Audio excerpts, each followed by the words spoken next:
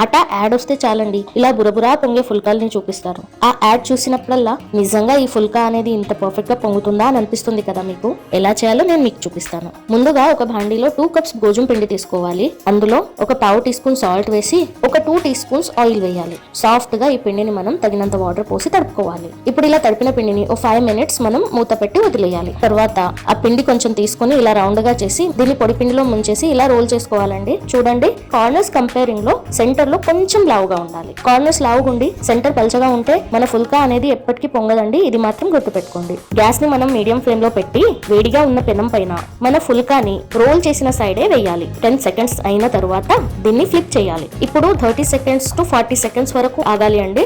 చూడండి, ఇలా మనకు పైన బబుల్స్ లాగా కనిపించాలి. మళ్ళీ మనం దీన్ని టర్న్ చేసుకోవాలి. ఇప్పుడు టర్న్ చేసిన సైడ్ గ్యాస్ పైన పెడుతున్నా, దీన్ని హై చేస్తున్నా. హై ఫ్లేమ్ పైనే ఫుల్కా పొంగుతుందండి. చూడండి, మన ఫుల్కా అనేది ఇలా గోల్డెన్ స్పాట్స్ తో రెడీగా అయిపోయింది.